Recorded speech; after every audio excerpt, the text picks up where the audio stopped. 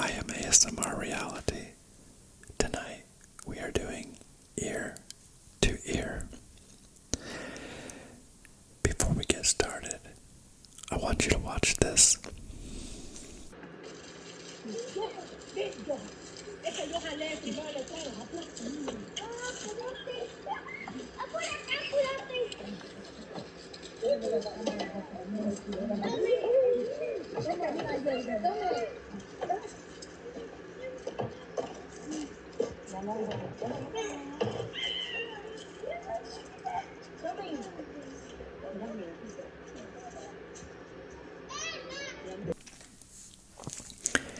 Okay, so this is one family, and you can see the mom, or the moms, plural, or whatever they are, maybe they're sisters, and this is not racist. It doesn't matter. I'm sure every race did something similar the same night, but you can see them basically stealing all the candy and teaching their kids what's appropriate. But let's contrast it to this.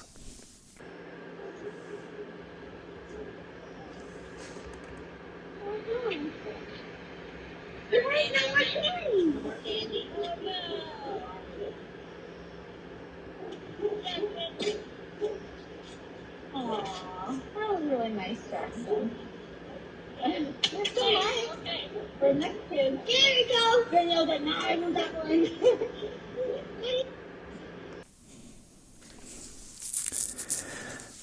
Now, you can see this boy walk up to an empty container, and he reaches in his bag and gives some of his own candy so that the next kid would have some. And it's amazing to me, like, the contrast between these two things. This literally just happened a couple nights ago, But it's kind of like a little microcosm of society, because there are two types of people. There's good and there's bad. And I think it's what makes life so, it adds to the difficulty of life, knowing that there are people among us that will do us harm. And obviously stealing Halloween candy is hardly a federal offense or something to be frightened of. But it's just a small example. It is the little things that can make a big difference. And there's no doubt about it. You can see how differently the children are raised. But, there's part of me that I thought, okay, maybe, maybe there's a need issue here. Maybe the first family is, maybe they live in poverty, and the second family, maybe they're well off. But I find myself trying to make an excuse for them, but if you look at the first family, they're not skinny people. So it's not like they're starving to death. And then the second one, it doesn't appear like they're in some amazing neighborhood of ultra wealthy people. So I don't think I think money can play into it. I think if we were all hungry, we would do things if we were hungry that we wouldn't do otherwise. I know I would, but craving candy, no, I wouldn't misbehave like that, and I certainly wouldn't encourage any of my nieces or nephews. I wouldn't let them do it. I would, if I caught one of my family members doing it, like my brother's kids, I literally would pour all their candy out into that, and I'd take them home. I would make them pay for that. Maybe it's a good thing I'm not a dad. I think I would have been a good dad, but I guess it's easy to criticize when you're not a parent, but at the same time, it was a parent doing it in the first one. And again, I'm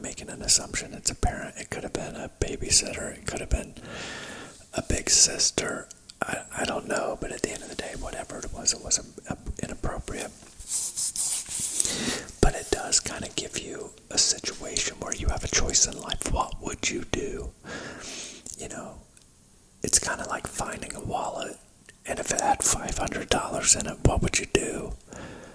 There's an ID in it. You know exactly where it's at. It might just be a short little drive to go to that house. Do you take the money and then take the wallet back? Or do you take the wallet with all the money?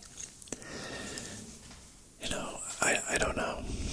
I mean, I know what I would do now, but there is a day that I don't know what I would have done. It never happened to me, but I think I would have been tempted in my early years when I was really, really poor. I think I might have justified it as maybe it was meant to be. It was my sign I was looking for, you know. But deep down inside, I would have known what the right thing to do is. And if I didn't do it, I'm certain it would have weighed on my conscience.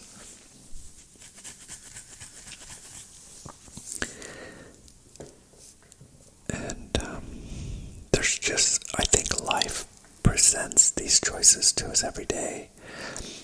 I know in America, shoplifting is getting to be really a big, big problem.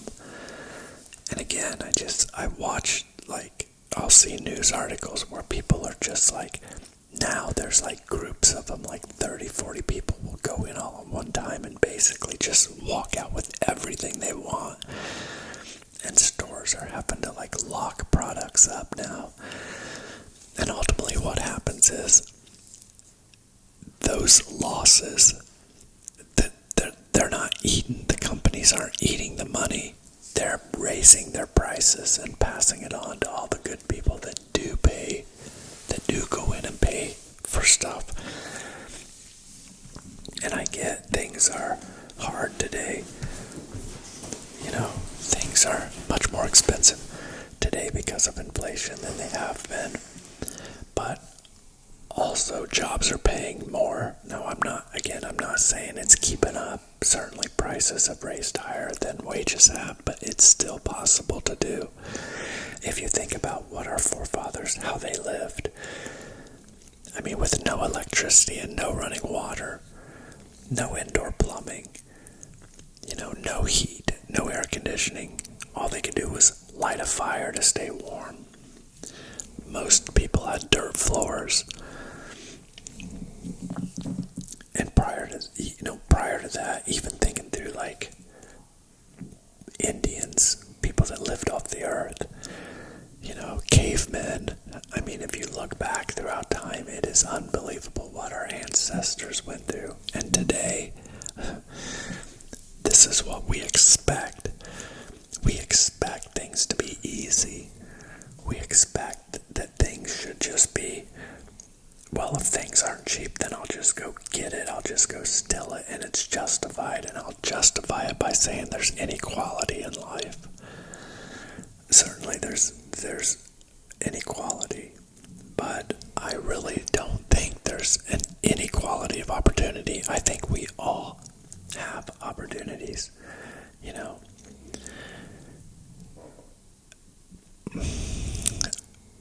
And I know it's like difficult, like people that are not white may be looking at me saying, yeah, easy for you to say white guy. Man, trust me. I have endured so much suffering that I do take offense to people that judge me that way just because I'm white. If you could rewind my life, no one would say that to me. They would see what I did. All the things I missed out on, all the things I never did because I wanted to try to get ahead. The sacrifices I made.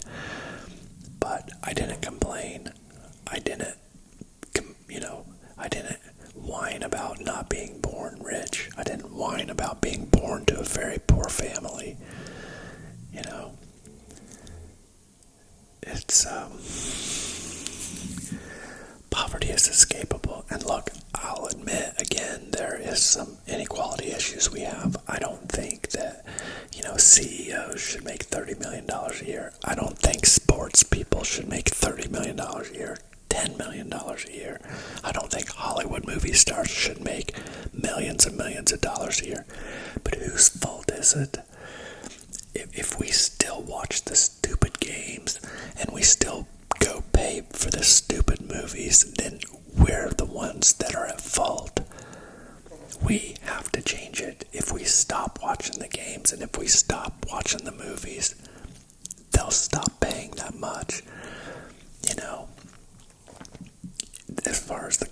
companies go, if we stop, there's ways to combat that too. You know, maybe you find out some CEOs making stupid money like Disney.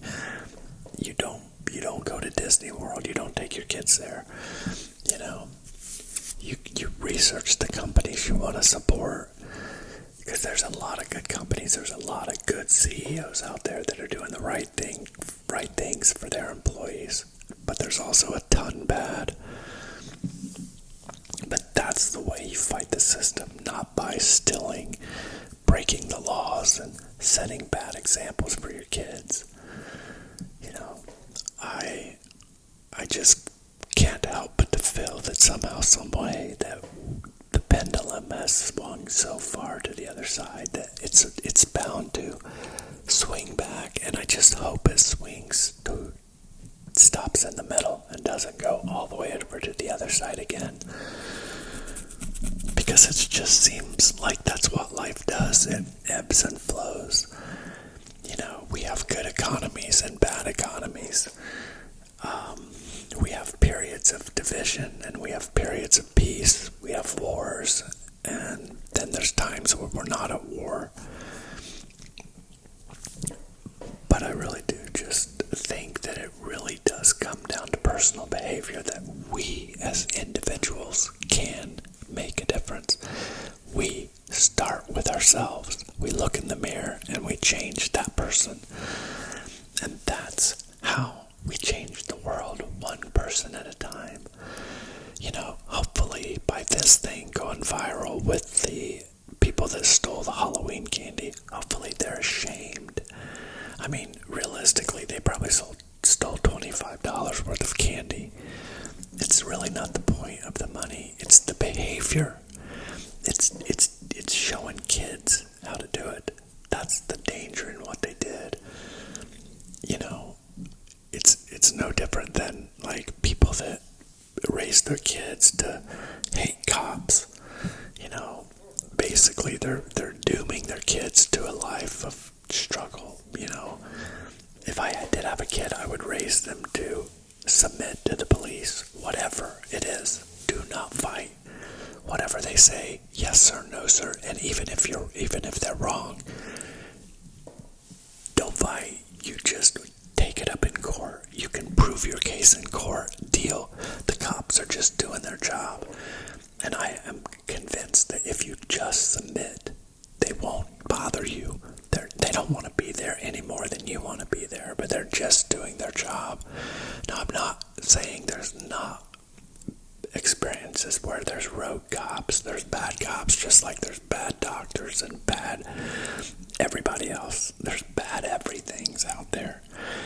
But on the whole, most cops are good. I believe that. I believe I think that most people are good.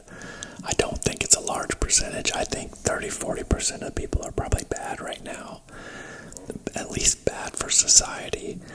And I think it's not all their fault. I think part of it is today's culture teaches people to be a victim and to hate everybody. You know, to hate successful people and to, you know, hate people with opposing views.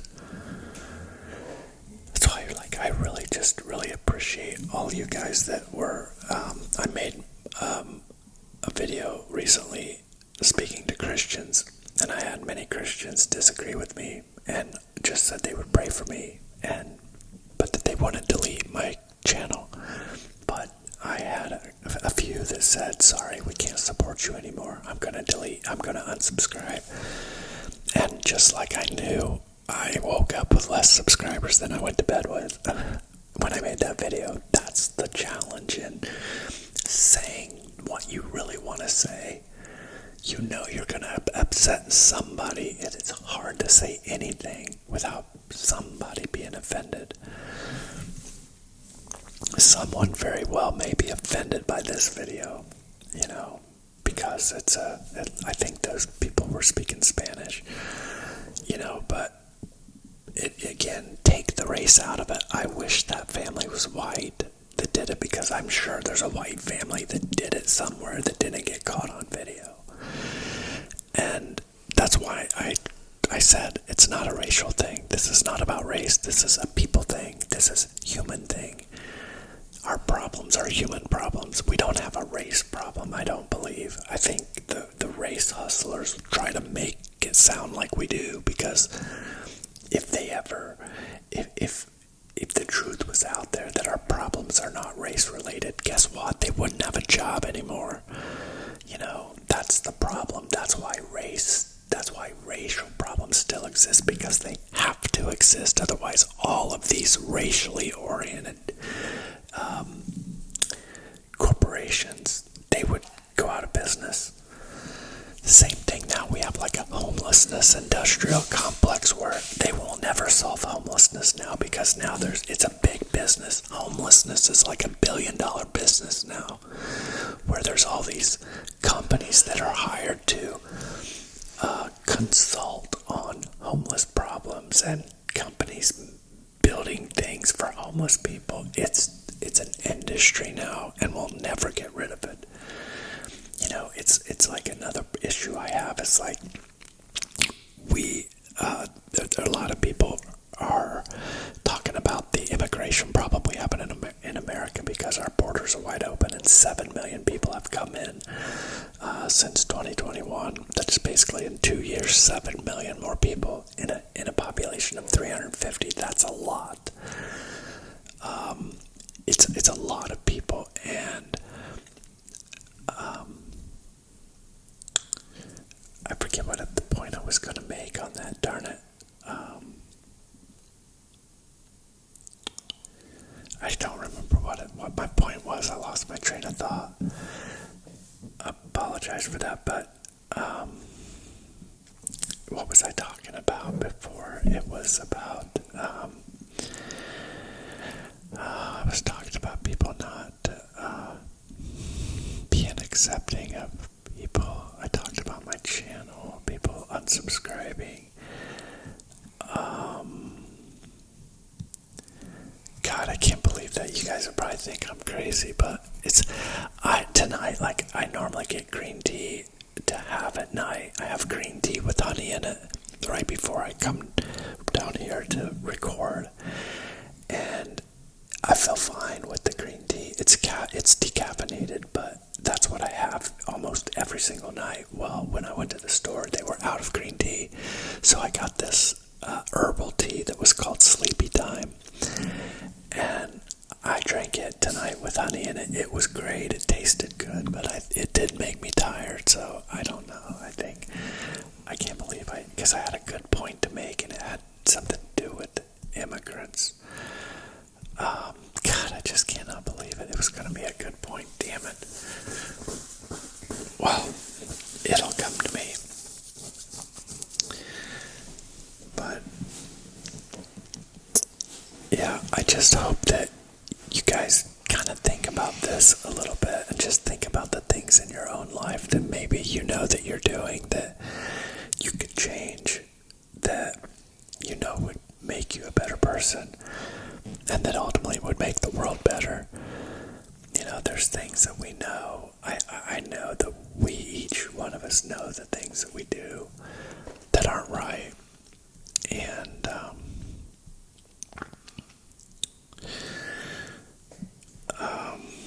yeah, I don't know. I don't know why this affected me. I wanted to share it just because, in case you guys thought, it really just made me think that, you know, about the difference in people. And I believe, like most of you, I think just about everybody listening to me, of course I'm prejudiced, I think you guys are all great people, but I don't think anybody that's a bad person would waste time like trying to support my channel. There's probably a lot of bad people out there maybe watching me that won't even subscribe, maybe because they think this guy's successful already, he doesn't need me as a subscriber, or, you know, they just, you know, I know a lot of you like probably struggle to come up with something to comment on my video because you just want to comment to help me, because you know commenting helps the algorithm. And I just think it's fascinating to me sometimes to read your comments knowing that you're doing it just to help me. In fact, some people have commented saying, hey, I'm just commenting here for the algorithm. I'm like, that's why I respond to every comment, because you guys are taking the time to help me. There's nothing in it for you. Every now and then somebody reaches out with a question that has something in it for them. But for the most part, you guys are just wonderful. You're just good damn people. That's all there is to it.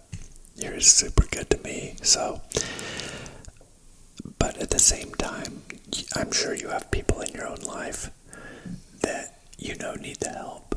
And I don't know. I think by setting a good example, it goes a long way. And I think the other thing is that, especially when you shed people out of your life, when you know they're not good, that you don't bless them with your time. Because I do believe that we become what we're around the most. It's one of the dangers of having people that you know aren't good around you, because they can be a negative influence. I read something, it said we become the average of the 5 people we are around. And that's why most of my friends are older, because in fact my best friend is 80 something years old, because he's so smart and so wise, and I've learned so much from him, and he's just a good person, and I know he would do anything to help me, just as I would do for him. And I'm sure one day I'm going to have to help take care of him. And maybe that's why he likes me, because he doesn't have any kids either. And maybe that's why, because he knows one day I'll help take care of him. But I don't think so. I think he just is a good person, and he just wants to have a good friend, and I'm a good friend to him. So, but thank you to everybody for being so good to me. I hope you enjoyed this. Maybe you had seen it already, but